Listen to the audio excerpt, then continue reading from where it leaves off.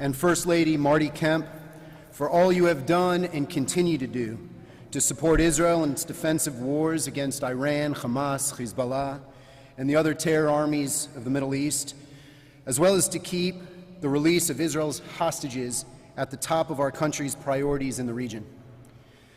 Thank you also to Anat Sultan Dadon, Consul General of Israel to the Southeastern United States, who is here with us today.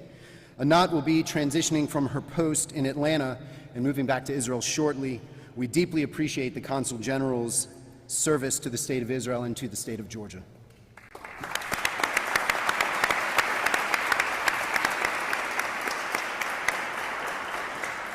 And a heartfelt welcome to Eli David, brother of hostage Evyatar David, and their cousin Matan Eshel, who traveled here from Israel to share Evyatar's story with us and to push for freedom for Evyatar and for the remaining hostages. My name is Bart Cohen, and I'm a fourth-generation Atlantan and a local business owner. I'm married to an Israeli-American, and my wife and I are raising 3 feisty young Georgians in Toco Hills. Governor and Mrs. Kemp,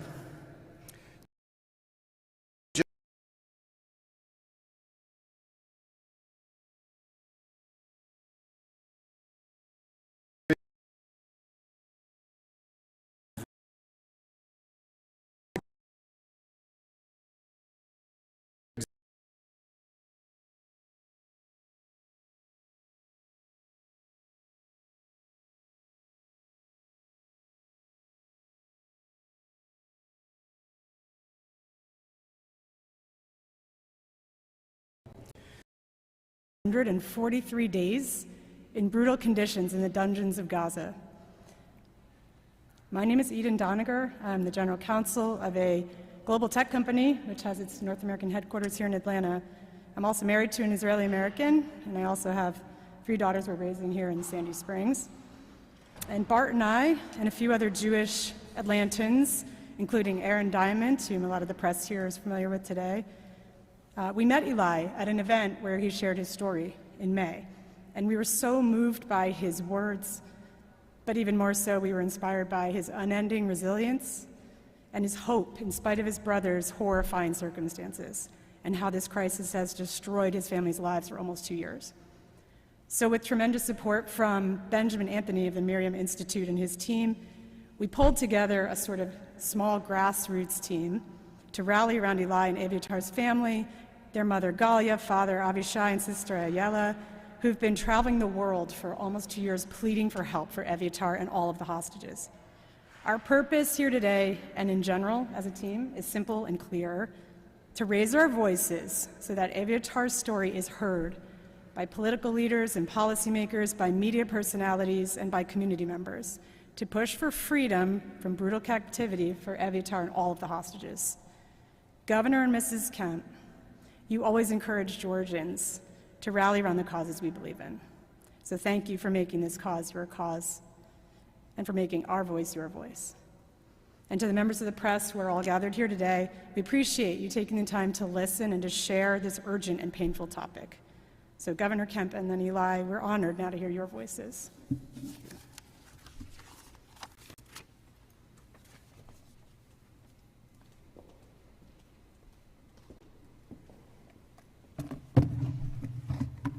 Well, good afternoon.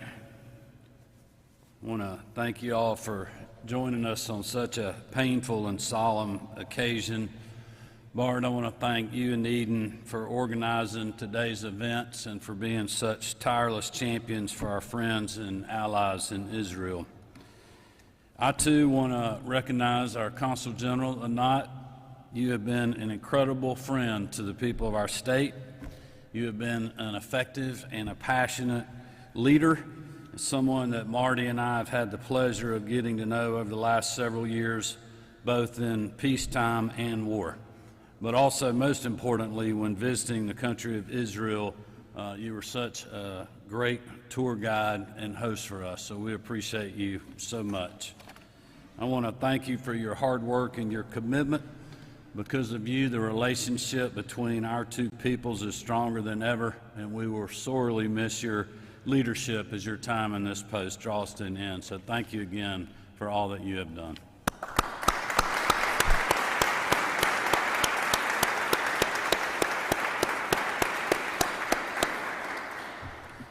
Our First Lady Marty Kemp and I know that her good work, as is the case with everyone here today, is not finished. We still have a mission to complete, lasting peace to achieve, and separated family members to reunite. Today, as was mentioned earlier, we are honored by the presence of Eli, David, brother of Evitar, and Matan, Evan's cousin. Thank you both for being with us today, for your courage in sharing your loved one's story. Evitar, like so many others, was an innocent non-combatant who was kidnapped on that horrific day that is now seared in our collective memories, October the 7th. And like the other hostages taken by Hamas in the Gaza Strip, they have been held in dark and horrible dungeons for over 640 days. They have been chained, beaten, starved, dehydrated, and emotionally tortured. Evitar and his good friend Guy were taken together on that terrible day almost 2 years ago, and their families have not rested or been at peace for even a moment ever since. In a show of twisted psychological terror on February 22nd of this year, Hamas brought Evitar and Guy out of the tunnels and made them watch the release of other hostages being returned to their families. The terrorists filmed their reactions, forced them to follow a choreographed script, and then returned them to the dungeons before broadcasting the video to the world. One of the photos that you see beside me is a still shot taken from that Hamas video. You can see yourself how beat down, malnourished, and tortured these two young men are. The other photo that we have today is of Evitar, taken under normal circumstances before the events on October the 7th. You can see the incredible difference between the two images and the horrible toll this ordeal has taken on a life that really had just begun. These are the faces that we are here to remember today, but also in the days to come. We know that just this past week, President Trump hosted Prime Minister Netanyahu in Washington to discuss the hopes and plans for a ceasefire, discussions that continue as we speak. And we're certainly praying that this peace will come quickly and that all the remaining hostages will be returned to their families as part of that negotiated peace, including Evitar. But until that day comes, whenever it comes, I'm here on behalf of all Georgians to say that we will continue to stand with the Jewish people and the state of Israel, now and for as long as it takes to end this war and ensure the safety of all Israelis.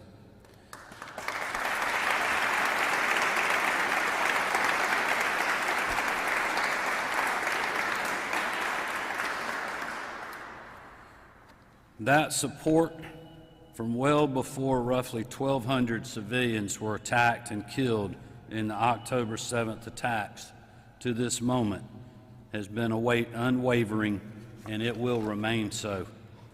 From the anti-hate crimes and anti-BDS legislation passed under this very gold dome that I had the honor of signing into law, to the roughly $25 million in active Israel bonds owned by the state of Georgia, the creation of the Georgia-Israel Caucus, the law enforcement exchange programs we participate in, the multiple trips members of my administration have taken to meet with the Israeli government and business leaders, and so many other measures. Real Georgians want you to know that we have your back, and that we will have Evitar's back, Guy's back, and the backs of all those still held captive by evil men who pursue hatred rather than peace, bitterness rather than purpose. As we pray without ceasing for the safe return of the hostages and for the safe and peaceful Israel, we are reminded of the hopeful words from Isaiah chapter 40, verse 31. But those who trust in the Lord will renew their strength. They will soar on wings like eagles. They will run and not become weary. They will walk and not faint.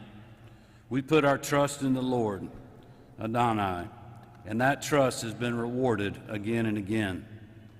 Less than 3 weeks ago, we saw that faith put into action when military planes from our own country soared on wings like eagles across the globe, undetected, and delivered a crippling blow to the nuclear capabilities of Hamas benefactor, the Iranian regime.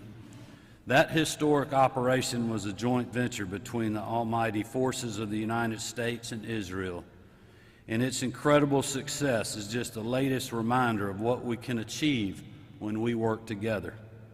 So we will continue to wait upon and put our faith in the God of Abraham. We will pray and mourn and rejoice together when the innocent are finally returned home and peace is won. And we will not forget these men and women who need our help right now, whose strength we must all work together to renew, who must continue to walk in those dark tunnels by faith and not grow weary. May God bless Evitar and his fellow hostages. God bless the people in the state of Israel, and may God bless these United States as we proudly stand with our ally against anti-Semitism in all its evil forms. Amen. It is my pleasure to now bring up Evitar's brother alive to hear some words from him. Welcome.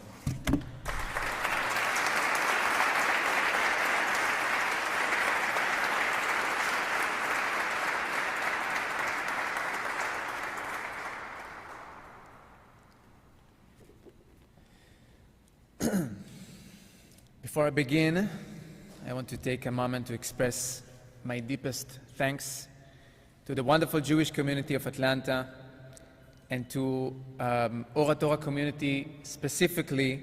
Thank you for embracing Eviatar and my family with such warmth and such care. To the Miriam Institute, thank you for your unwavering support from the very beginning. And a special thanks to Benjamin Anthony, who first introduced me to this incredible, incredible community.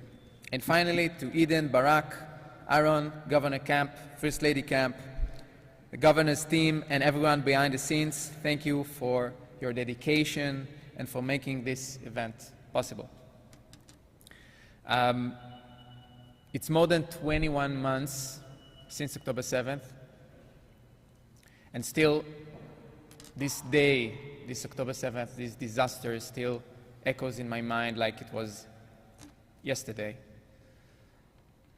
On October 7th, Eviatar and 3 of his friends went to celebrate, to dance on the Nova Festival near the Gazan border. When the attack started and hundreds of terrorists stormed the festival area, they tried to hide. Eviatar and Guy had that gut feeling that something is wrong and they have to split up. Eviatar and Guy found themselves hiding 300 feet from where Ron and Idan, a boy and a girl which became a couple just 2 weeks before the festival, were hiding. Ron and Idan were killed a couple of minutes later, and Eviatar and Guy got kidnapped.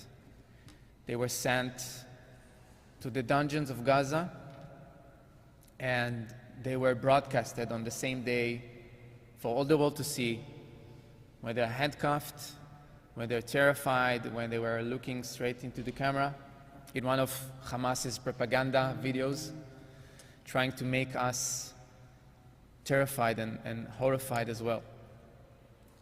But since that day, we understood Eviatar is alive, which was a privilege for us, a sad one, but still a privilege. And we decided as family that no matter what, we will fight until Eviatar is home, on his feet, and we have to stay united as family, because when he comes back, we will be there to support him. Since then, we traveled many times across the Atlantic Ocean, trying to make Eviatar's story, making Guy's story as visible as we can.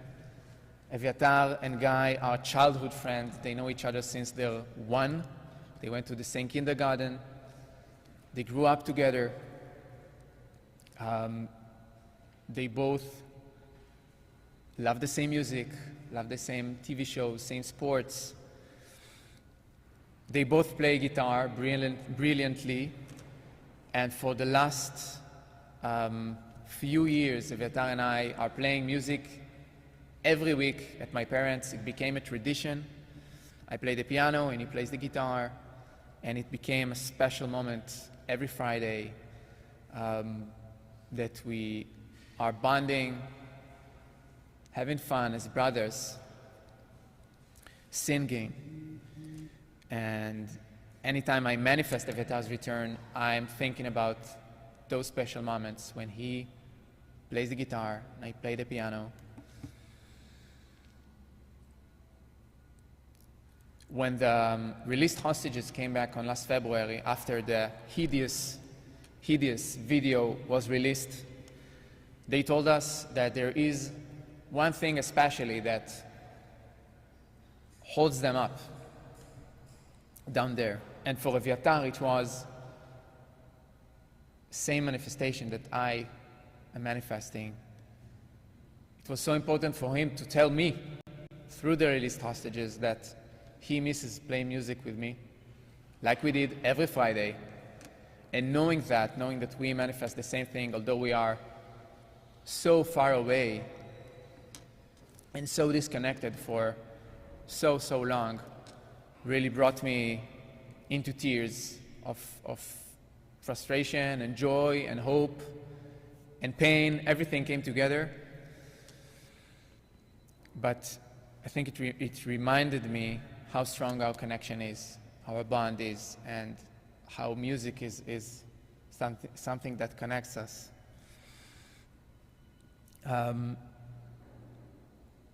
It feels like we are in crucial times right now, and hearing on the news that maybe something is going on right now for the hostage families, it's a roller coaster of feelings, of ups and downs, because everything that is happening right now, which is disappointing for us, it's crushing, really. It's crushing, it's devastating. And we went into that roller coaster for many times, and we hope that President Trump, with his government, with Prime Minister Netanyahu, that they all work on a plan that will bring all the hostages, all of them, no separation, not only Evyatar and Guy, but all the hostages, all 50 of them, all these precious souls that are suffering so much right now, will be home, and we will not have to feel this separation again, because I think the Jewish heart has bled enough, and we need to make that stop. So thank you everyone for coming here, and please send your prayers, send your focus, your energy to those who are right now in need. They need our prayers, they need our strength to stay hopeful that they will return home eventually, because for them it's the hardest right now. So please send your prayers to them, and I thank you very much for being here.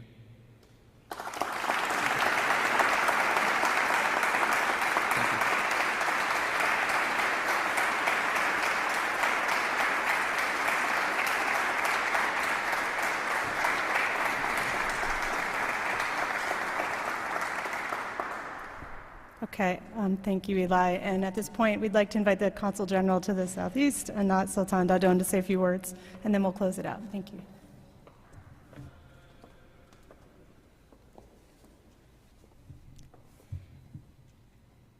Thank you, everyone who are here. Thank you, Governor and First Lady. For today, but for your long-standing support of Israel, but more than that, support of the human values that we all share. And I think that is the point that is most important, that for 643 days now, 50 hostages remain in brutal captivity.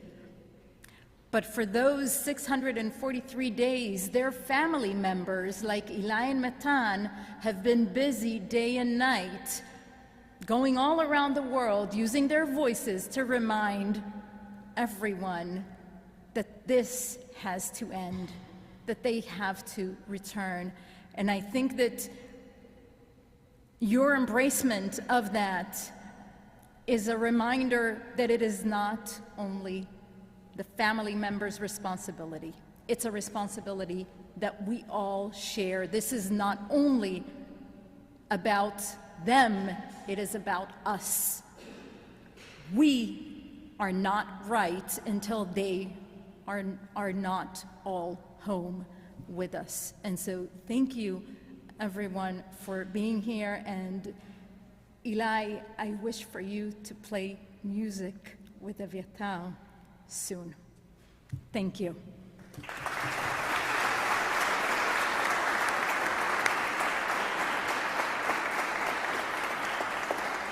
Thank you. Thank you, everyone, for being here. That will conclude our formal program here. Thank you, Governor Kemp, First Lady Marty Kemp, Eli Matan, and Consul General. It was wonderful to be together and to share these thoughts. And Eli will be here afterwards to continue to answer questions.